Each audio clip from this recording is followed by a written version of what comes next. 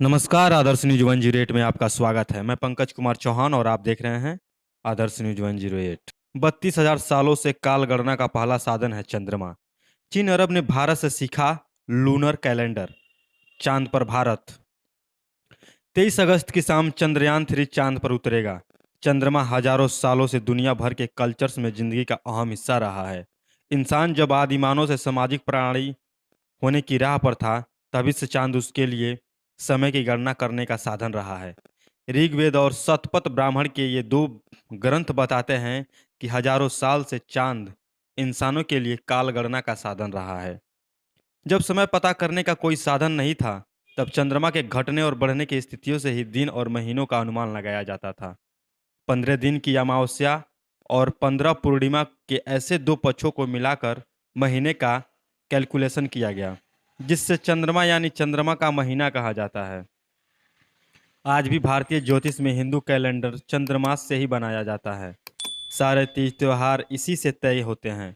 NASA के एक report के मुताबिक पाषाण युग में फ्रांस और जर्मनी की गुफाओं में रहने वाले आदिमानवों ने 32,000 साल पहले चंद्रमा की गति का अध्ययन करके पहला कैलेंडर बनाया था।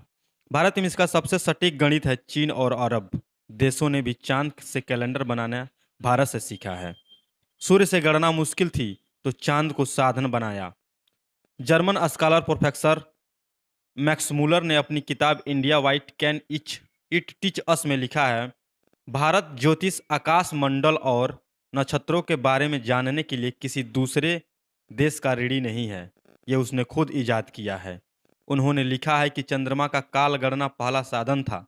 सूर्योदय के बाद नक्षत्रों और तारों को देख पाना या उनके बारे में अनुमान लगा पाना मुश्किल था। भारतीय विद्वानों ने चंद्रमा के आधार पर ही दिन, पक्ष, मास और साल की गणना की। चंद्रमा की विभिन्न कलाओं को देखते हुए आकाश को 27 नक्षत्रों में बांटा। मूल ज्योतिष का तत्व भारत से ही हजारों साल पहले उपजा है। भारत से ही काल गणना चीन और अरब पहुंची थी। मैं बता दूं कि भारत के अलावा चीन और अरब देशों में भी काल गणना का पहला साधन चंद्रमा ही था। हिजरी संवत कैलेंडर्स में भी चांद से ही महीनों की गणना हुई है। अमूमन अरब देशों में सैकड़ों साल पहले देश की बजाय चांद रातों की संख्या से ही समय तय किया जाता था। मुगल काल में भी कई कामों के लिए चांद, तारों और रातों का जिक्र मिलता है। ये चंद्रमा और नक्षत्रों की गणना भारत से ही चीन और अरब देशों में पहुंची। प्रोफेसर कोलब्रुक और वेबर ने अपनी किताब लेटर्स ऑन इंडिया में लिखा है कि भारत को ही सबसे पहले चंद्रमा और नक्षत्रों का ज्ञान था। चीन और अरब देशों के ज्योतिष का विकास भारत की ही देन है। उनकी काल गणना की चांद्र विधि भारत से ही प्रेरित हुई। चांद पर बने दुनिया का ये प्रमुख कैलेंडर, मैं आपको एक कैलेंडर दिखाऊंगा आदर्श न्यूज 108 पर। आप देख सकते हैं उस कैलेंडर में किस प्रकार क्या क्या है।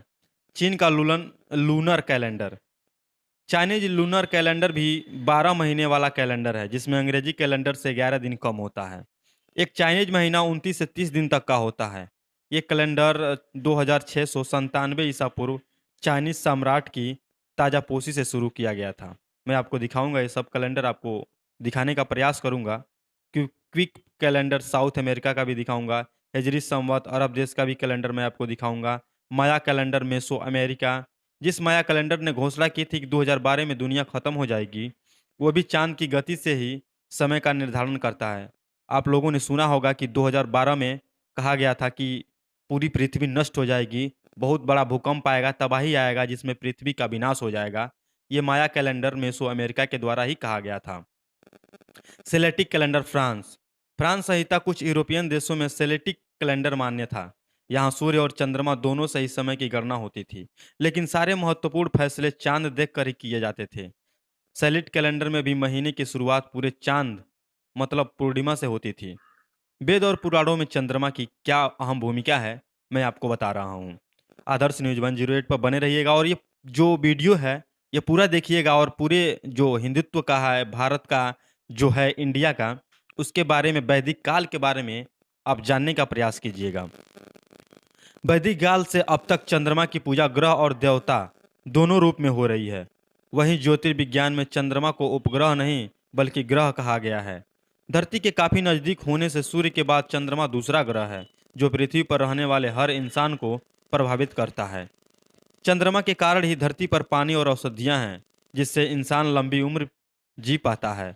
वेदों से लेकर पुराणों और ज्योतिष ग्रंथों में भी चंद्रमा को खास बताया गया है।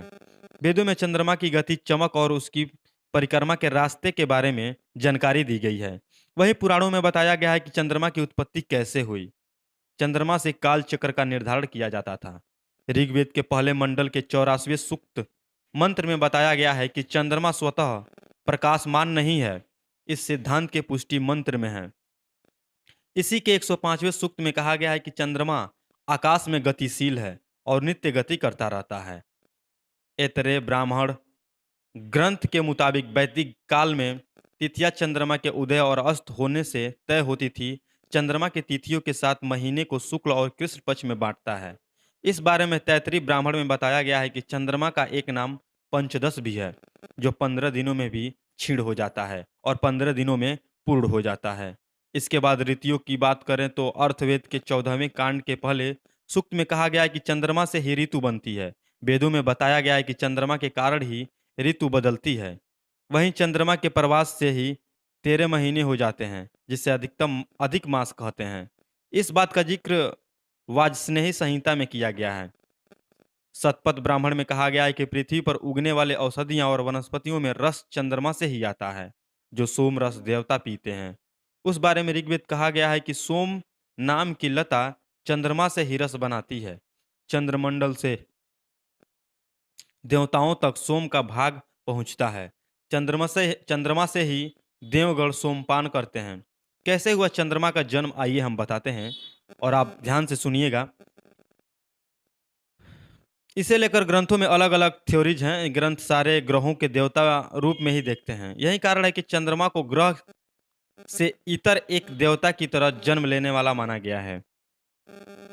ब्राह्मण पुराणों के मुताबिक अत्रि ऋषि की भद्र नाम की पत्नी से सोम चंद्रमा उत्पन्न हुआ। महाभारत के शांति पर्व में भी चंद्रमा को महर्षि अत्रि का पुत्र बताया है, लेकिन सोम यानी चंद्रमा को अत्रि के नेत्र से उत्पन्न हुआ माना जाता है।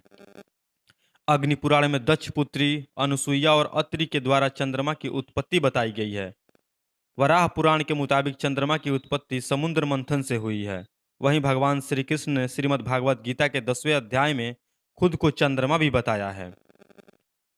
ब्रह्म पुराण में लिखा है कि अत्रि ने अपने तपस्या से तीनों देवों को प्रसन्न कर दत्त, सोम और दुर्वासा नाम 3 पुत्र प्राप्त किए। लेकिन भागवत महापुराण में लिखा है कि ब्रह्मा ही अनुसुईया के गर्भ से चंद्रमा के रूप में पैदा हुई। हरिवंश पुराण और ब्राह्मण पुराण के अनुसार जब अत्रि ऋषि कठिन तपस्या कर रहे थे तो उनके शरीर में सोम प्रकट हुआ और आंखों तक पहुंचा। फिर जब धरती पर गिरने लगा तो उनसे ब्रह्मा ने उस सोम से ही चमकती औषधियां बनाई। चंद्रमा का रथ, गति और रूप मैं आपको बताता हूँ। लिंग पुराण में चंद्रमा के रथ के बारे में कहा गया है कि चंद्रमा अपने रास्ते में मौजूद नक्षत्रों की परिक्रमा करता है। उसका रथ 3 पहियों का है। रथ के दोनों ओर सफेद रंग के सुंदर और ताकतवर मन के समान तेजी से दौड़ने वाले 10 घोड़े जूते हुए हैं। चंद्रमा पितरों और देवताओं के साथ यात्रा कर रहा है। मत्स्य पुराण के अनुसार ब्रह्मा ने ऋषियों के कहने पर चंद्रमा को उत्तर दिशा का लोकपाल बनाया गया है। भारत जो है चंद्रमा पर कैसे पहुंच गया, कब पहुंच गया, ये सब के बारे में मैंने बताया है इस आदर्श न्यूज 108 के माध्यम से। धन्यवाद। ऐसे ही ब्रेकिंग खबरों को देखने के लिए आदर्श न्यूज 108 को लाइक, सब्सक्राइब एंड शेयर जरूर कर लीजिएगा। जय हिंद।